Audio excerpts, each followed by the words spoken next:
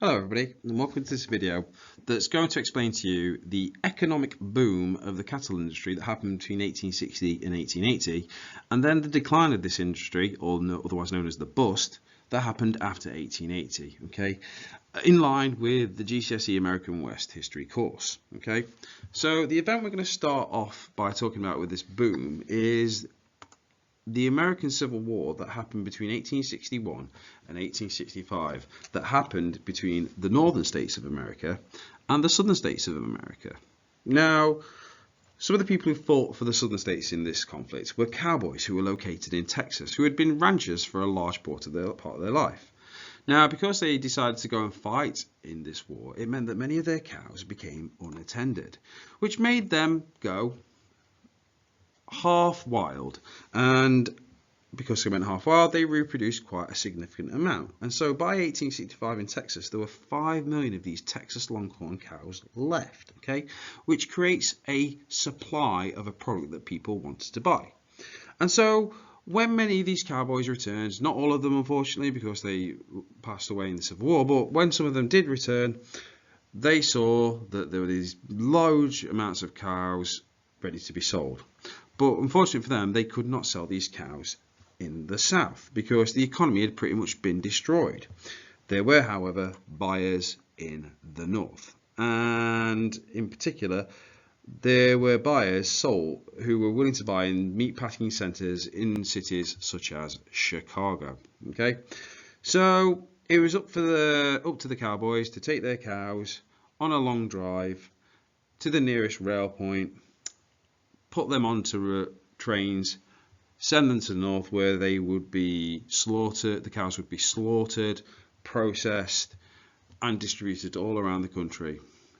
And this was a wise decision because ultimately in the South, the cowboys would make $5 per cow, whereas in northern states and cities such as Chicago, they would make $40 per cow, making them a significant profit. This was simple supply, 5 million cows, and demand, people in the north wanting to buy cows in action. Okay, so this is the thing that really started the boom in the cattle industry. But then we can also thank entrepreneurs for the boom of this cattle industry. One of these entrepreneurs was a man by the name of John Iliffe. John Iliffe saw potential in this industry and he bought a herd of cows for around $500 in 1861. Okay, now these cows were not of the best quality, but he had the intention of selling these cows in Denver. Okay, because Denver had just opened up as a state. However, he didn't really see the point in using these long drives because the long drives would make his weak herd of cows already weak, because that was why they were such a low price. He didn't see the point in taking along this drive because nobody really wanted to buy these cows. The meat quality would be poor, okay, and so he'd get a low price for them. So he decided he wanted to fatten up his cows, okay, make them a better quality meat, and not just a better quality meat, but obviously make them reproduce, so he had more of a supply to sell. And so what he did, he set up a range on the Great Plains, okay, taking out the long drive entirely. And so after a few years on the Great Plains, on this thing that we now know as the open range, by 1870, John Iliffe had approximately 26,000 cows, all fit, all healthy, and some of which had crossbred with the British Herefordshire cow to make an even tastier quality meat, ready to sell. And so these cows were sold to new markets, not to places like Chicago, but they were sold to new markets, such as all the miners who had set up base in Denver, Colorado. Okay, these guys needed food, Iliffe supplied them to them. But it wasn't just these people, okay? He saw potential in selling these cows to Indians on reservations, okay? Indeed, in 1872, he won a contract from the government to feed 7,000 Sioux on reservations, okay, making him a massive profit. But it wasn't just these people he sold them to, okay? In 1862, the Pacific Railroad Act was signed, which meant that companies such as the Union Pacific Railroad were building the Transcontinental Railroad. They had workers, they needed feeding. John Iliffe won contracts to sell cows to these companies to feed the workers. John Iliffe made a massive profit. He was the first millionaire to ever live in Denver, Colorado, okay, because he was so successful. But it wasn't just John Iliffe who made a profit from this cattle industry. There were also other individuals such as Oliver Loving and, importantly, Charles Goodnight. In 1866, Charles Goodnight saw potential. He thought he would rather sell to the source, aka the people who wanted to buy directly, rather than take them to places and rail points so they could be taken to Chicago or other cities in the north and be distributed that way. Okay, and the thing that really triggered this interest was in 1866, because there were Indians who needed feeding on reservations, in particular the Navajo Indians, who were starving on reservations near Fort Sumner, which was in New Mexico. Goodnight took a risk. He and Oliver Loving bought 2,000 cows and formed what we now know as the Goodnight Loving Trail. The Goodnight Loving Trail, albeit taking through hostile Comanche Indian land, took cows directly to this reservation. Here, 800 of these cows were sold for $12,000. Okay, this was pretty much 4 times the value of what they could get in Texas. It made him and Oliver Loving very rich, and it opened up this new route, this new long drive route directly to source, which many other people would use. Okay, Goodnight then decided, well, this wasn't enough, and then he extended the Goodnight Loving Trail all the way to Colorado, which was a 700-mile trek, because much like John Iliffe, he realized that there were people who needed to be fed this, such as the miners. And so Goodnight had extended this market even further. He took these cows directly to source, which made a significant profit for this industry. Our third individual is a man by the name of Joseph McCoy, who set up the first cow town known as Abilene. Now, the problem with the initial route of taking cows to rail points in Chicago was these long drives were exceptionally long. And McCoy realized, well, he needed to shorten these long drives, have better cattle and make more profit. Okay, and so conveniently in 1867, the Kansas Pacific Railroad reached Abilene, okay, which was a small town at that point, but it was easily accessible for cowboys in the South and in Texas on a new trail that had been established known as the Chisholm Trail. Joseph McCoy saw potential here, okay, and so what Joseph McCoy did, this here indicates the Chisholm Trail, but what Joseph McCoy did was he immediately snatched up 450 acres of land near Abilene for $5 an acre, which is a bit of money to spend, but it was worth it. And he used this land to create stockyards for safekeeping of cows, to encourage people to take their cows to Abilene to buy them. Not only that, he also started to invest in the infrastructure of Abilene, okay, and so places like hotels were quickly constructed, saloons and banks quickly followed this, okay, and Abilene started to become this massive town. But at this point it could have been a ghost town whereby nobody went, and so the most important thing that Joseph McCoy actually did for the cattle industry was to advertise it. Okay, he spent nearly $5,000 on advertising this to the people in the north and the people in the south.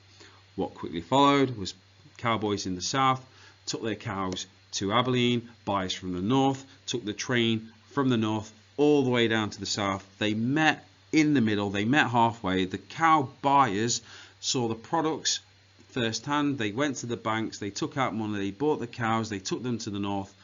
People were getting rich, people were making money. Indeed, 3 million cows had been taken to Abilene from Texas between 1867 and 1872. This was the first major cow town and would provide to be a significant turning point for the industry, because other cow towns quickly followed, such as Dodge City. Another individual who made a small but insignificant impact on the industry was a man by the name of Gustav Swift.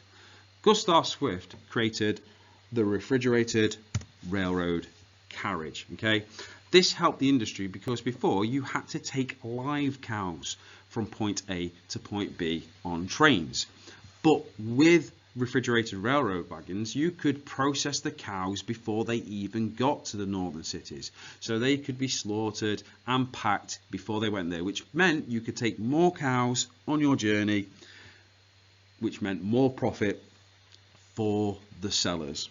And so therefore the cattle industry was making a lot of money. And so what we see is the peak of the cattle industry. Also, we can argue is the decline of the cattle industry, because what we start to see is the growth of people known as cattle barons. These were rich men who saw potential in the business. It's a simple equation. The more cows that they bought, the more profit they would make. And so what they did, they went out and they bought up many of the smaller herds and from the small ranchers. Okay, they effectively had monopolized the industry.